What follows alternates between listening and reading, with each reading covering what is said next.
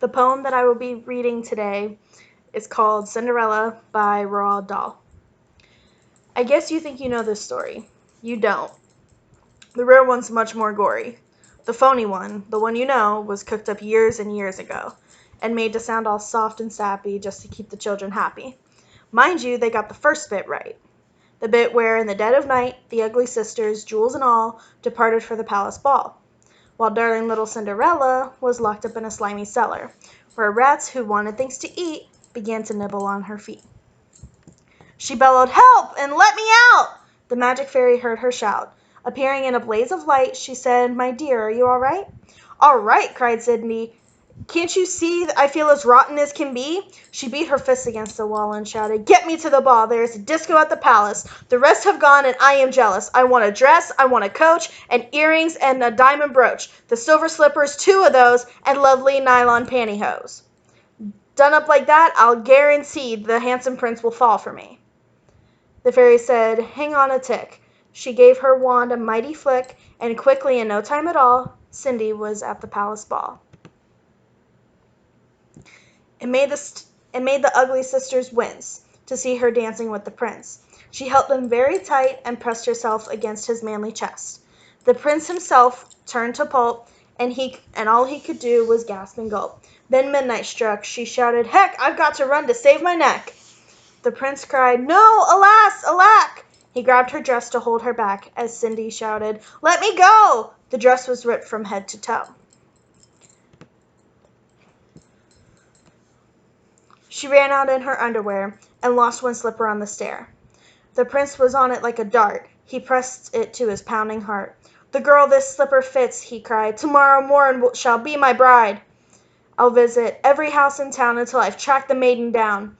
Then rather carelessly, I fear, he placed it on a crate of beer.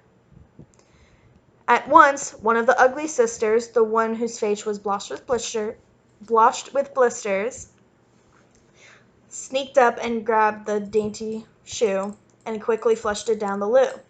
Then in its place she calmly put the slipper from her own left foot. Aha, you see, the plot grows thicker, and Cindy's luck starts to look sicker. Next day, the prince went charging down to knock on all the doors in town. In every house the tension grew. Who was the owner of the shoe? The shoe was long and very wide. A normal foot got lost inside. Also, it smelled a wee bit icky. The owner's feet were hot and sticky. Thousands of eager people came to try it on, but all in vain. Now came the ugly sisters go. One tried it on. The prince screamed, "No!" And she screamed, "Yes, it fits! Whoopee!" "So now you've got to marry me." The prince went white from ear to ear. He muttered, "Let me out of here." "Oh, no, you don't. You made a vow. There's no way you can back out now." "Off with her head," the prince whirred back. They chopped it off with one big whack. This pleased the prince. He smiled and said, "She's prettier without her head." Then up came sister number 2, who yelled, "Now I will try the shoe." "Try this instead," the prince yelled back. He swung his trusty sword, and smack, her head went crashing to the ground. It bounced a bit and rolled around in the kitchen, peeling spuds. Cinderella heard the thuds of bouncing heads upon the floor, and poked her own head around the door. "What's all that racket?" Cindy cried. "Mind your own biz," the prince replied. Poor Cindy's heart was torn to shreds. "My prince," she thought, "he chops off heads. How could I marry anyone who does that sort of thing for fun?" The prince cried, "Who's this dirty slut? Off with her nut! Off with her nut!" Just then, all in a blaze of light, the magic fairy hove in sight. Her magic wand went swoosh and swish. "Cindy," she cried, "come make a wish. Wish anything, and have no doubt that I will make it come about." Cindy answered, "Oh, kind fairy, this time I shall be more wary. No more princes, no more money. I have had my taste of honey.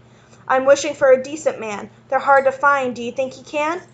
Within a minute, Cinderella was married to a lovely feller, a simple jam maker by trade, who sold good homemade marmalade.